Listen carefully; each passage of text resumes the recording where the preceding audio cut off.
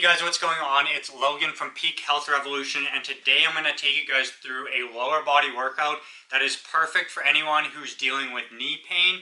So whether you're a hiker, hunter, or maybe you work outdoors, anything where you're getting on that rougher terrain and ending up with knee pain, this workout is going to be perfect for that. So let's get into it. I'm going to show you guys first off all the equipment that you're going to need for this, and then I'll take you through all the finer points of the workout itself so that you can get the best quality movement in possible so that you'll progress faster. So let's go over what we're going to need for this workout. It's relatively low equipment for this workout. We're going to need a lacrosse ball though, or similar ball to that. We're going to want a wedge. If you don't have one, that's okay. Continue through this workout and I'll talk about the alternatives you can use instead of a wedge. As long as you have an option to raise your heels a bit and access to something like a set of stairs, you'll be okay without one, but a wedge is ideal.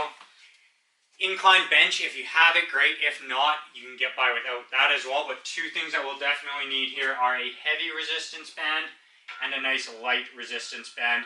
And that's all we're going to need is relatively low equipment demands here. It's perfect workout if you're just a beginner or you're a little bit weaker through the lower body. This can act as a standalone lower body workout for you. And if you're a little bit stronger but you're still dealing with knee pain, then this is a great addition to another leg or lower body workout program. So we're going to basically break this workout up into 3 different sections. First, we're going to get warmed up and mobilized. We're going to hit our actual workout, and then we're going to do some soft tissue work and some stretching to finish off at the end.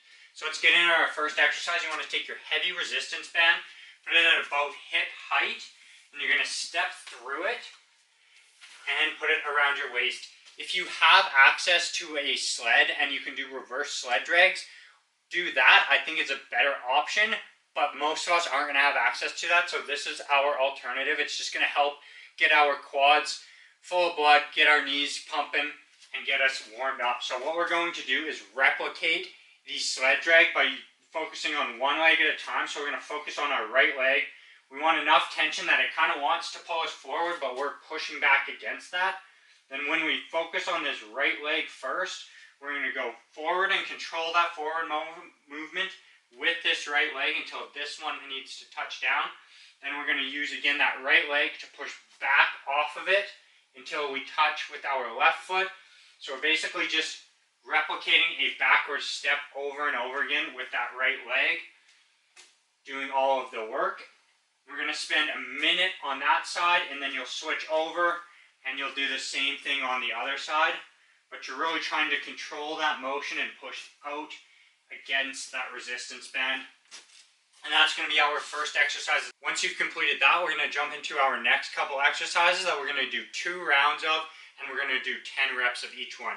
So we're going to get into the bottom of a squat with our heels up for this one, and you're just going to rotate, touch that knee down, back and forth like that. If you can do it without your hands, that's great. If you need those hands down there to assist you with the balance a little bit, that's fine too. The focus is really on the lower body and not so much on challenging that balance with it. So you're going to go back and forth on those. Then we're going to come up to a nice wide stance here, feet turned out. And what we're going to do is work on just transferring our weight side to side here like this. It's kind of beginner level. As you get better, you're going to be able to go out wider and get deeper into it. And you go down, come up, down on the other side. And then the last kind of most advanced version of where we finally want to get to with this is you're down and you just stay down and transfer across, back and forth like that. That's the progression that you'll work through on that one. Our next exercise, you're going to bring the stance in just a little bit more from that. We're going to work some windmills here, just opening up that back a little bit, back and forth. And again, we're going to hit 10 reps of all 3 of these first exercises and do 2 rounds of it. And that's going to be our main warm-up to get the body kind of lubricated and ready to go for the workout itself. Now we'll get into the actual bulk of the workout here. Most of these are going to be done in a sequence of 2 exercises that we're going to superset. So you're going to do one, immediately follow with the other. Because this is a relatively easy workout as far as the demands on the muscles and our cardiovascular system, you should be able to just cycle those rounds over and over. But if you do need to take a break between them, that's fine as well. It just depends on where your current athletic level is. This is where we want to get the wedge involved for the first exercise. So what we're going to do is set that up. So if you don't have this, you can either just put something under to lift the heel a little bit or do it without the wedge. But what we want to do is get in a lunge position here and start moving back and forth. We're going to shoot for somewhere between 10 to 15 reps of this, but we're going slow and controlled and trying to get as much range of motion out of our front leg and our back leg. So I'll break that down a little bit for you guys. As we come down, what we want to see is that we're collapsing this ankle joint as much as we can and this knee. We're staying high and tall with our torso. We're not bending that one over. And we're driving this knee as far over those feet as we possibly can. That's why the wedge helps us, is just get into that a little bit easier.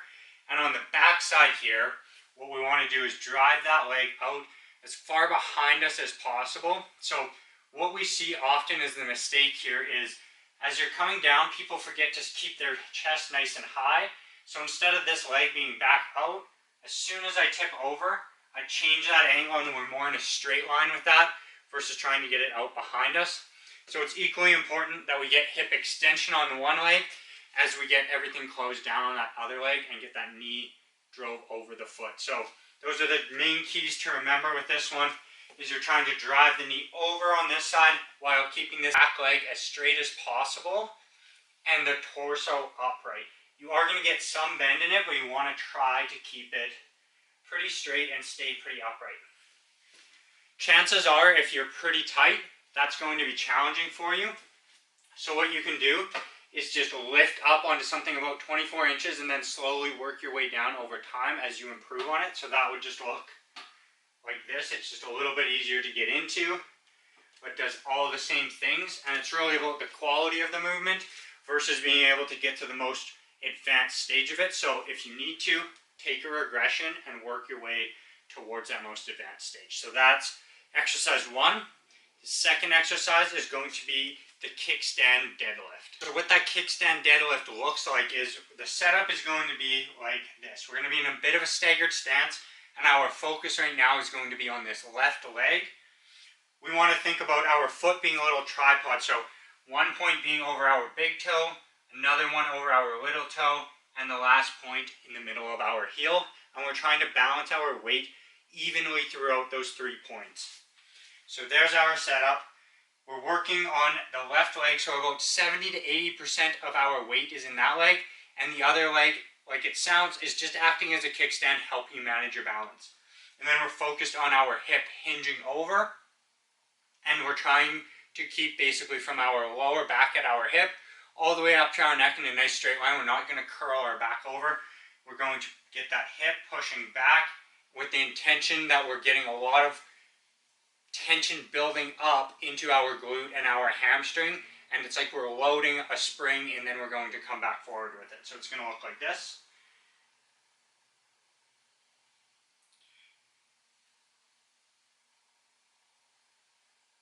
And again, a lot of people are going to want to go and immediately grab weights.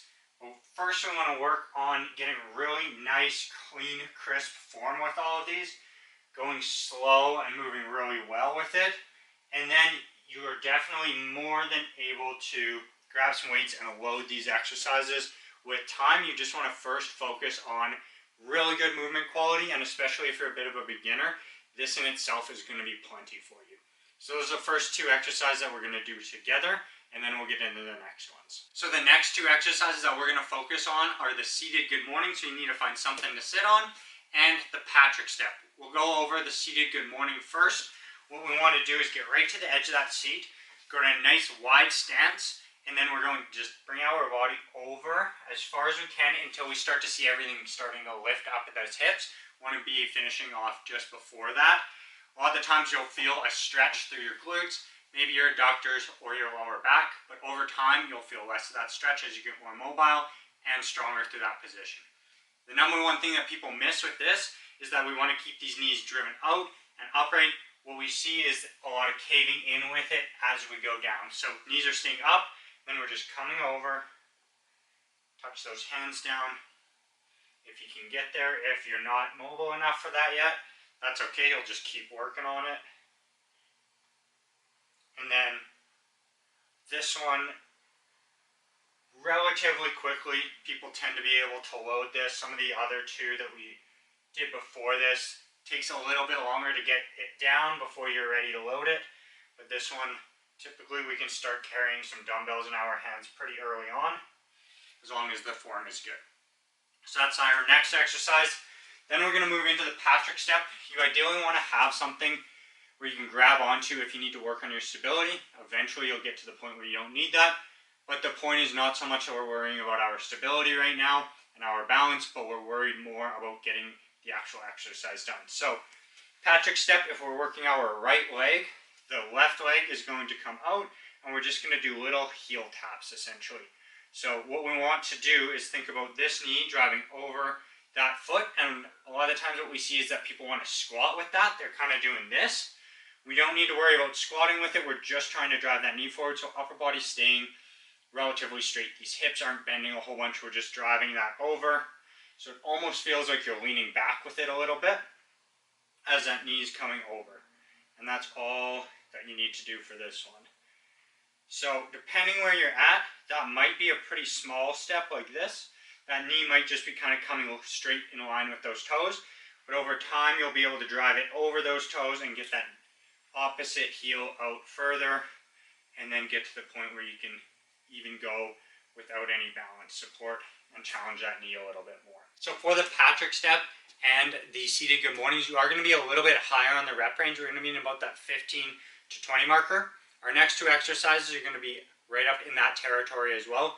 With the tib anterior raise, you're going to be even higher, somewhere between 20 and even up to 50.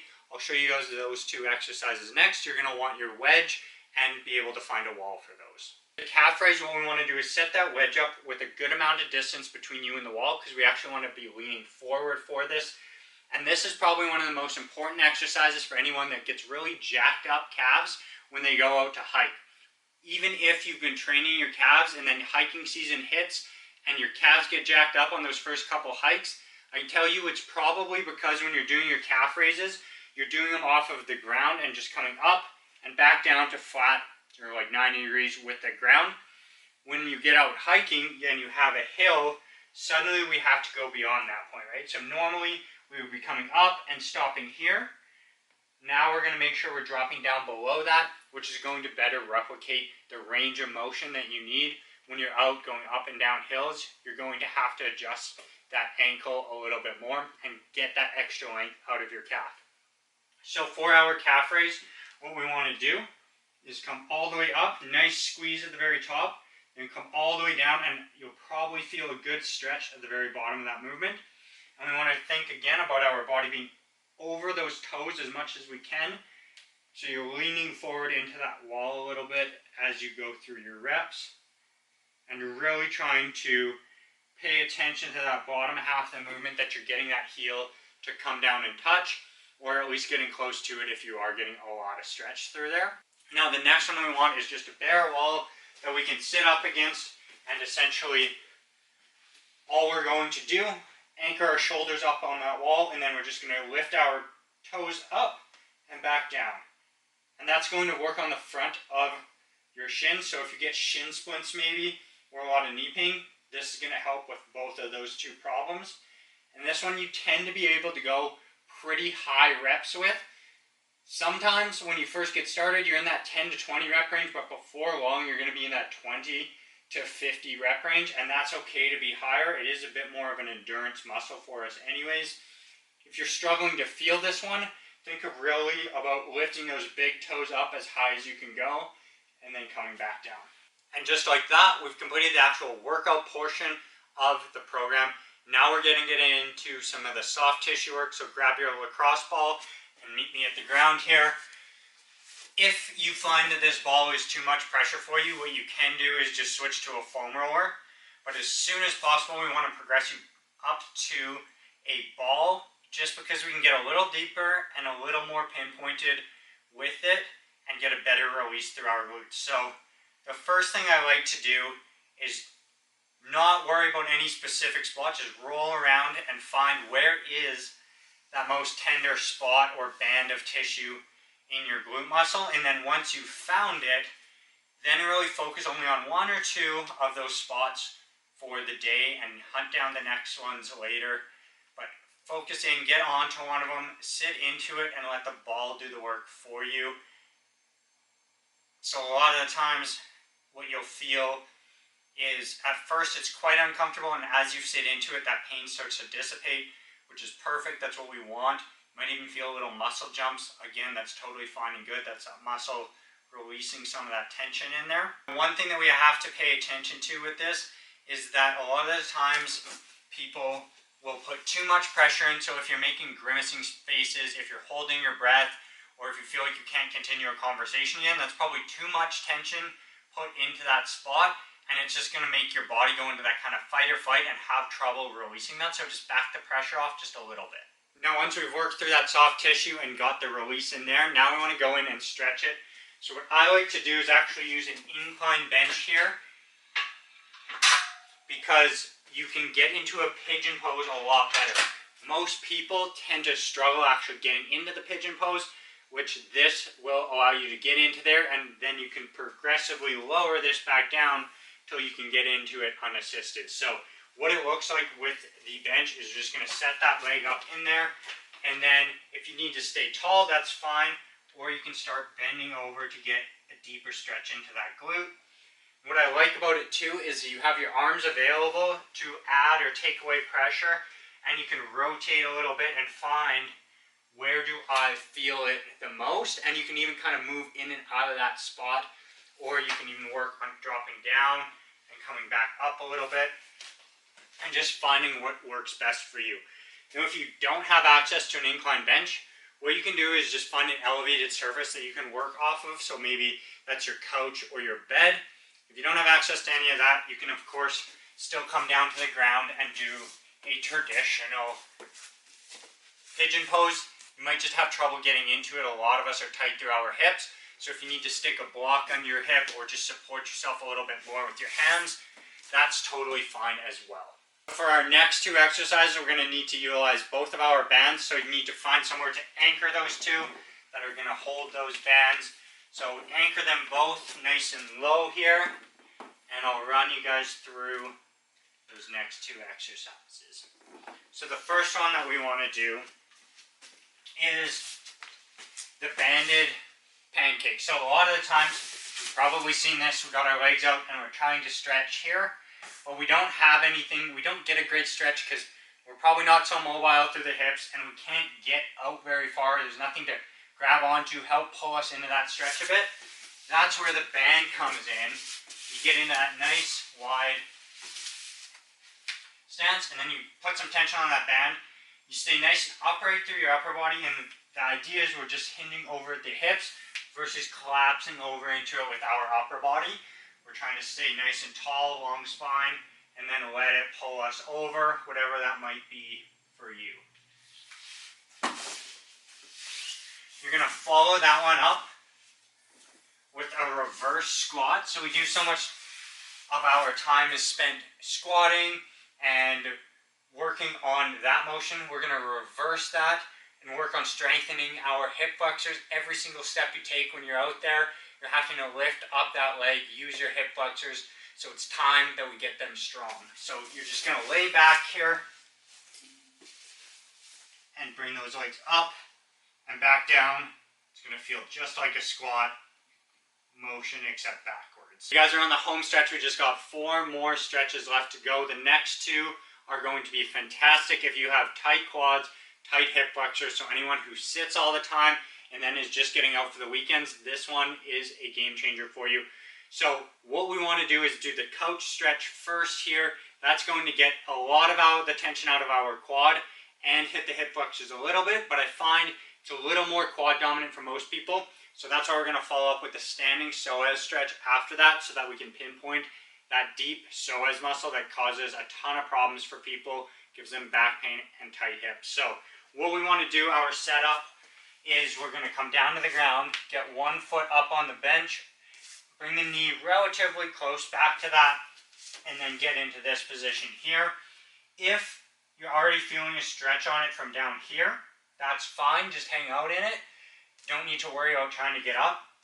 Once you can get to where you can comfortably breathe down here, you can start thinking about squeezing that glute and relaxing it. Squeeze, relax. When that's feeling pretty good, try working your way up to getting onto this knee or holding a dowel or a foam roller. When that feels good and you can squeeze that glute there, then go all the way up here when you can get into this tall position and squeeze that glute. That is ideal. And this one, you want to spend at least a minute in it, but if you sit a lot, you can do way more than that. You can go 3-5 minutes every single day. Because we spend so much time in this short seated position, anytime that we can get some length back into that hip, it's going to benefit us a ton. And we want to get into this tall position, but don't rush to get into it. If you struggle and it's a lot of tension, a lot of times we'll cheat through our hips and try and find ways to wiggle around it. So just go to one of the lower downward rest versions, and over time worry about getting nice and tall.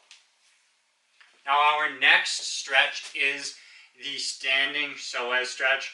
It's one of the most difficult stretches to get right because there's lots of fine little points that we're working on. So I'll talk you guys through the entire thing. If we're going to work on our right psoas, what we want to do is stagger our stance a little bit further than maybe 1 foot length between the two. So if we go 1 foot, we're just about there. Now, the first thing we want to do is take our hips and rotate them under us. So if we had a tail, we'd be tucking our tail under. And we're going to lock that in, put a little bit of tension through your core to help you lock that in. From there, we're going to shift our weight just slightly forward onto this front foot. And now we want to take our arms, we're going to go overhead with them, but we don't want to get a big arch through our back and shoot our head forward or look way back behind us. We want to just keep that same locked in position there. Bring them up and start trying to get them behind us just a little bit. Now once you're in this position, you want to just slowly rock in and out of that, and you should be feeling a stretch right in this area. So that's what we're aiming for. If you're not getting that, come back, reset, really focus on, are those hips rotated back? Come into that front leg a little bit, lock in that position. You should already feel it there a little bit. If not, get those arms overhead, and that will assist you. Once you're there and you've got to the point where that's comfortable, our next progression is we drop this arm down to 90 and we start rotating it around to the opposite side. So again, if we're working the right side, right arm's coming across to the left. And that's just going to add a little bit more to that stretch in that hip. But you really want to feel it just kind of right in this area. Our last two exercises are going to be focused on getting this lower body finished off here. So what we want to do is the elephant walk. So we're basically just alternating this knee being bent. Usually I'll lift that heel a little bit to the other side, back and forth. And the tension is actually on the one that's kind of locked out, not the bent one. So when this one's locked out, I'm thinking tension through that hamstring and pushing out and back to the side about a 45 with that hip to get lots of tension into that glute. And then I'm switching over, I'm thinking same thing, out and back, out and back, out and back. Now if you're getting a lot of a nervy kind of tension, just back off on this one until you're just feeling just the slightest stretch there. Sometimes the nerve that's running down the leg can get tight, and especially you'll tend to feel it around here, kind of a bit of an electric-y feel. If that's the case, just make sure you're backing this off. If you go too hard, you'll likely aggravate that nerve. It is doing a little bit of what we call nerve flossing, which is good and okay for us, but if you push that too hard, you're going to irritate it. Whereas if you're just getting that sensation of, hey, I got tight muscles that I'm pushing into here, that's fine to push it a little bit harder. But if you got that nervy sensation, back off to just the tiniest feeling there. So that's our elephant walk. And our last exercise to finish off. You literally couldn't ask for something easier. What you're going to do is just come back here, sit onto your heels. The reason being is that we often miss stretching out this shin area for us. So we did those tibialis anterior raises, and a lot of the times people are getting shin splints when they go out for longer days. And a lot of that comes down to tension through here, and we can even get a tendonitis as well. And this opens that foot up, right? So if this is that muscle in a short position, we want to get it into a long position like that. This is a super easy way to do that. You're hanging out in the evenings with your kids or in front of the TV or something like that. Just drop into this, spend a couple minutes here. A lot of people I talk to, this in itself will be enough for them. There's a lot of tension there. If, however, you're one of those people that's a little more open, what you can do is lean back a little bit more and then just start alternating, lifting those knees up just a little bit, and that's just going to add to that stretch for you. Now, that's wrapping up our entire exercise program for the lower body. We warmed up, we mobilized, we got into the actual workout. Then we did some soft tissue and stretching to finish off, so that we'll be feeling great when we get out there. Now you do need to understand that this is a generalized workout program. If you are in a lot of pain or have serious issues, then you do want to see a professional, whether that's in person, going and seeing a physio, a chiropractor, an acupuncturist, athletic therapist, somebody like that who can help you if you have very severe pain and bigger issues.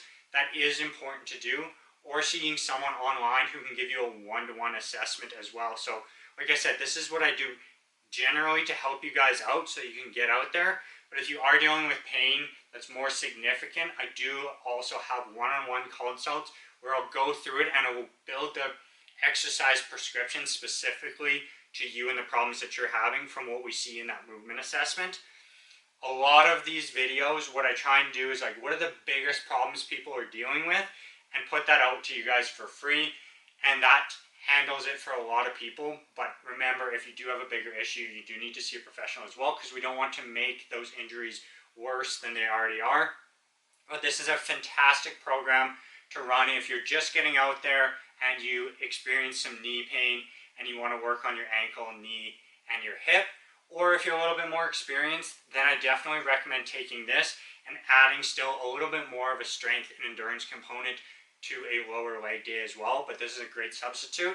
If you're just the beginner, start out with doing this once a week. Assess how your body feels doing it. If it feels pretty good, then you can even progress this to twice a week as your main lower body program. If you guys have any questions about any of this stuff, just drop them in the comments and I'll do my best to answer those for you.